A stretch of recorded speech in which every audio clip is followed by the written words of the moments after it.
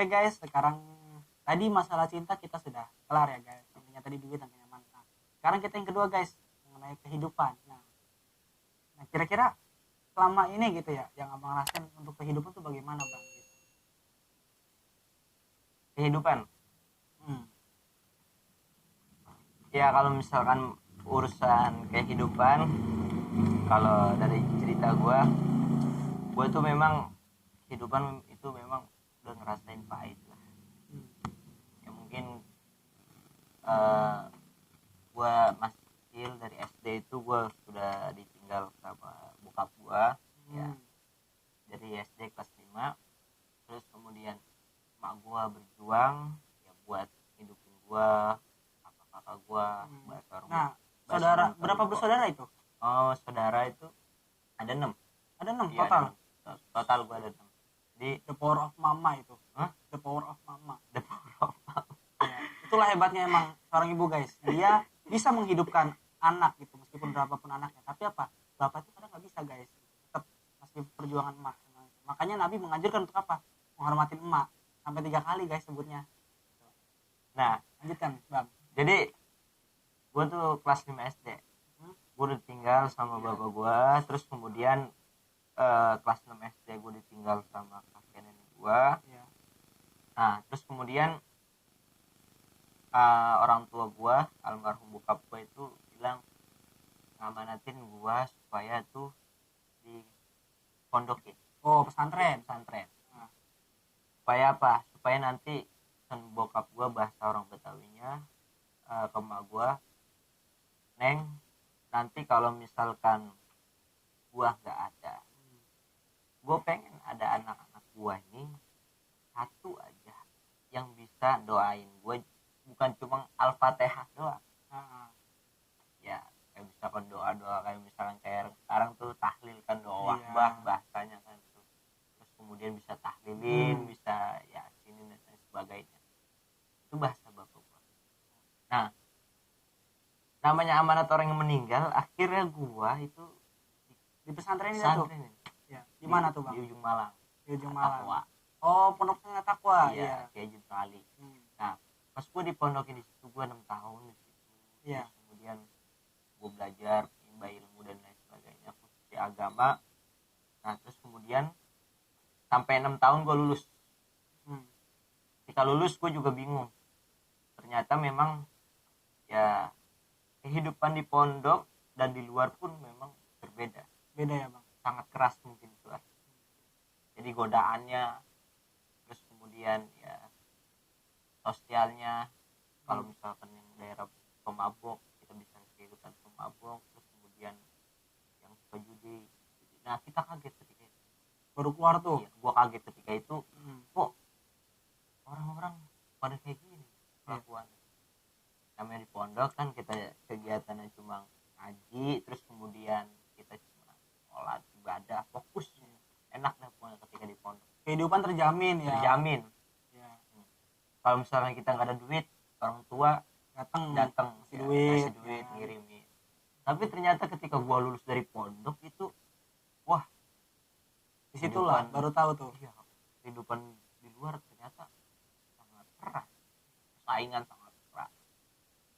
Nah, ketika gua lulus dari pondok, gua tuh juga bingung kenapa? Gua mau melanjutkan kemana? Bingung tuh setelah itu, maksudnya mau ngelanjutin kemana nih, entah itu kerja, entah itu kuliah gitu kan. Karena memang teman-teman gue tuh juga yang barengan gue itu pada keterima di universitas-universitas yang ternama kayak negeri, UIN dan lain sebagainya. Nah, gue nggak keterima, nggak terdaftar masuk dalam hal itu. Ya, makanya kata gue bingung. Gue akhirnya gue ke PTA ya. PTA di Atakwa itu ada namanya PTA. Apa tuh PTA bang? Pesantren Tinggi Atakwa. Oh, pesantren Tinggi Atakwa. Ya. Jadi kayak ibaratnya kayak khusus ini ya, ada untuk anak santri situ ya. Iya, khusus. Yang melanjutkan agama lagi. Belajar kitab di situ dan lain sebagainya. Nah, namun ketika itu di situ belajar pagi. Oh, belajar pagi kayak anak, berarti kayak sekolah biasa. Iya, kayak sekolah biasa belajar pagi. Nah, tapi gue di situ kan berpikir juga. Apa bang? gue belajar pagi tapi gue nggak ada pemasukan, ibarat ongkos gue sendiri. Ya, jadi kayak Ibarat masih gua- minta orang tua iya, lah pada saat itu. pengen ngerokok dan lain sebagainya, susah banget. Pahit Karena- lah itu, pahit karena memang gue gak ada kerjaan gitu. Ya. Alhasil gue juga bingung cari tempat kuliah di mana. Ketika itu gue pengen daftar di Unisma ya di daerah Bekasi, tapi Unisma pendaftarannya udah tutup. Ya alhasil gue tanya-tanya ke kawan-kawan gue yang lain, saya dekat pondok itu masih buka, namanya saya Atakwa. Oh, berarti masih Atakwa lagi nih. Ya masih Atakwa lagi. Oh, sama. Gitu. Dari Sanawiyah sampai Alia, terus kemudian perguruan tinggi. Keren. Lanjutin bang. Nah, kemudian gue di Atakwa, di Stay Atakwa gue belajar dan lain sebagainya. Terus gue juga berpikir, oh ternyata kehidupan itu juga memang semuanya itu gak butuh duit, tapi semuanya pasti butuh duit. Iya. Paham Jadi gak maksudnya? hidup itu duit itu nggak penting dalam kehidupan. Iya, Tapi semua orang butuh. seorang butuh. Iya. Iya, buat gue bensin ya kan, Iya. ajak ijik atau kesana kesini ya kan. Jadi semua itu bukan tentang duit, Iya, tapi semua itu butuh. pasti butuh duit gitu. Jadi Butuh gue duit. jadi gue berpikir karena gue kuliah gue siang siang sampai sore Yang di stay ini. ya, Oh, terus iya. kemudian gue paginya gue ngajar Mau pagi ngajar tuh pada saat itu. ngajar Ngajar di mana itu bang? dulu banyak gue tempat-tempat ngajar yang pernah gue tinggai gitu, maksudnya gue jadi guru di situ. Coba ya sekarang gue bertahan di Kebalen, gue ngajar di Kebalen. Iya.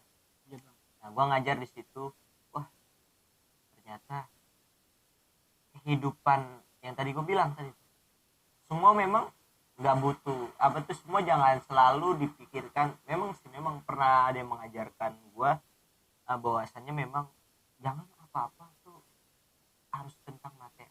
Iya, Iya, betul. betul. Tapi setiap sesuatu ya harus ada materi untuk menyokong, untuk membantu melancarkan ya kegiatan tersebut, setiap aktivitas tersebut. Karena memang sahabat pun segala macam dan dakwah Rasul, kalau gua nilai gitu, kalau nggak ada Utsmannya, nggak ada Abdurrahman bin Auf, ya, itu dia Rasul mungkin juga kesulitan untuk berdakwah. Jadi ya gue pikir juga sih, makanya ya harapan gue ke depan gitu, kalau misalkan ini ya minimal gue punya usaha sendiri lah, supaya apa, nah usaha itu bisa buat mempekerjakan orang lain. Iya, betul. Ya kita boleh kaya tapi jangan lupa orang lain gitu. Untuk bersedekah lah Ya, intinya. untuk bersedekah gitu. Nah dalam kehidupan itu apa sih memang kalau tujuan hidup gue pribadi gitu ya. Nah, iya. Tujuan pribadi hidup gue ya banyak lah, doktrinan masukan entah itu dari guru, entah itu dari kawan saudara dan lain sebagainya. Hidup harus seperti ini no, dan lain sebagainya. Ya menurut gue sih simple aja sih. Jadi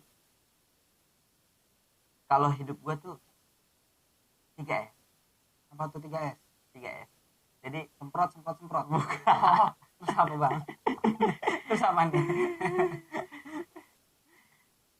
kalau gue orangnya sanskuy. Jadi 3S itu sanskuy, ya sanskuy. Terus kemudian sanskuy. Sanskuy itu maksud gue dari sanskuy itu santai kuy. Jadi santai kuy. Jadi yang kita lalui gitu. Jadi kalau dalam bahasa Inggris itu slow but sure. Iya, slow but sure. Jadi santai tapi pasti gitu. Nah. Santai tapi pasti. Iya. Terus orang-orang punya gaji gede dan lain sebagainya. Ya itu masalah rezeki udah ada yang ngatur. Betul. Jadi santai yang gue bisa lakuin sekarang ya gue lakuin. Gitu. Terus kalau misalkan memang gue nggak bisa lakuin sekarang ya udah, mau gimana nggak bisa lakuin. Bukan, kita belajar lagi gitu. Belajar lagi, nggak harus sekarang juga gitu. Nah, memang ya walaupun memang umur di tangan Tuhan kan, tapi ya namanya kita hidup ya kudu belajar terus gitu sampai mati. Perlu proses.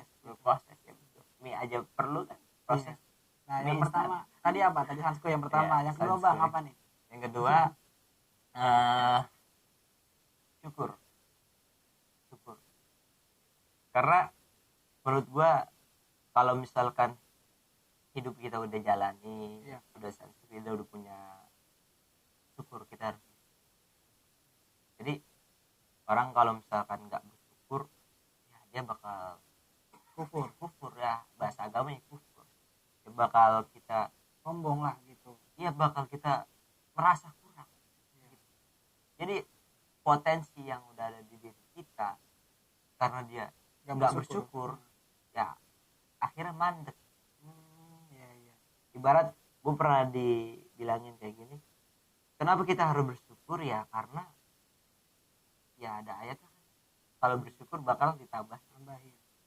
Sama kalau gue analogikan itu seperti contoh lu minta duit ke orang tua lu, misalkan minta duit dikasih sama orang tua lu 2.000, terus lu nggak bersyukur, pasti orang tua lu bakal marah. Tong lu udah kasih juga gua yang bersyukur, bisa-bisa lu dikemplang gitu sama orang tua. Iya, tapi kalau gua nggak gitu Bang. Kalau gua dulu gini Bang, jadi ketika gua minta duit sama gua, minta duit gitu kan, soal minta bapak gitu, ya udah. Iya. Gua minta bapak gua kan, Bang minta duit, gua bilang gitu. Terus bapak gua ngasih tuh, nih kasih 10.000 kan, yang masih bocah dulu kan 10.000 tuh gede gitu. Iya. Kita ambil kan, kita umpetin, kita minta lagi sama mak. Mak minta duit tuh, tadi bapak mana? Enggak, nggak dikasih duit gitu. Kalau dikasih gua tuh, nah itu mungkin karena gua bersyukur ya gitu. Bersyukur gitu. Ya, Ditambahin tuh. Gue bersyukur dikasih bapak gue kantongin, gue minta lagi. Itu Bang. Iya ya Banyak banyak bersyukur lah ya Bang ya. Yang kedua, yang pertama tadi sansku, yang kedua bersyukur, yang ketiga apa nih Bang? yang santuy, syukur, terus kemudian yang ketiga itu skill. Oke. Skill. Nah, Jadi maksud gua- dari skill tuh gimana tuh? Ya gue memaknai skill ini ada dua menurut gue. Yang pertama, Ya skill ya yang pada umumnya kita punya keterampilan, punya kebiasaan, terus kemudian punya kreativitas. Ya skill yang kedua, ketiga ini menurut gua ya bahasa agamanya skill hati. maksud dari skill hati. Jadi tiap orang itu memang diawali dengan niat. Kalau niatnya baik, insya Allah bakal ya jalan baik juga. Iya. Gitu. Kalau misalkan yang niat buruk, ya bakal hasilnya buruk juga.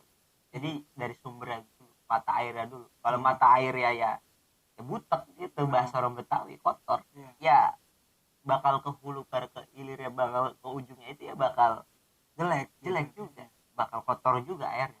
Makanya sumber dari manusia itu kalau menurut gua ya juga bahasa agamanya, selain tadi potensi yang ada di diri dia bisa lukis, dia bisa nyanyi, terus kemudian skill yang kedua menurut gue itu ya hati.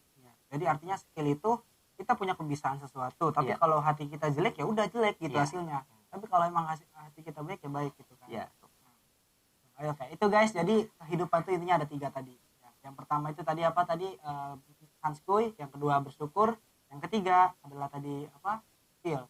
Nah di skill itu makanya oke guys, pada intinya semua dari kehidupan itu menurut B.J. Habibie itu apa, ketika bapaknya ngomong kepada B.J. Habibie itu, almarhum Bahrudin Yusuf Habibie, presiden kita yang ketiga, beliau berkata apa, jadilah kau mata air gitu guys. Kenapa kamu harus jadi mata air? Nah ketika mata airnya bagus, ketika dari apa tadi, hilir ya, dari hulu ke hilirnya itu pasti bagus guys gitu. Jadi dari awalnya niat kamu membaik, lakukanlah terus, jangan sampai kamu berbelok lah tuh untuk kejahatan, maka insya Allah jalan pun akan baik jadinya. Nah, begitupun sungai ataupun curug lah gampangnya guys ya, curug itu kan karena airnya bagus, hasilnya pun jadi bagus gitu. Nah, itu guys, jadi intinya kita harus selalu berbuat baik kepada siapapun, jangan pernah berniat untuk berbuat jahat. Nah, mungkin hanya itu dari kita, kurang lebih mohon maaf, dan jangan lupa tekan tombol subscribe dan komen and share-nya. Mungkin itu aja dari saya atau dari gua gitu kan ya. Kita akan jumpa lagi di video berikutnya ya. Salam nasi uduk, wassalamualaikum warahmatullahi wabarakatuh.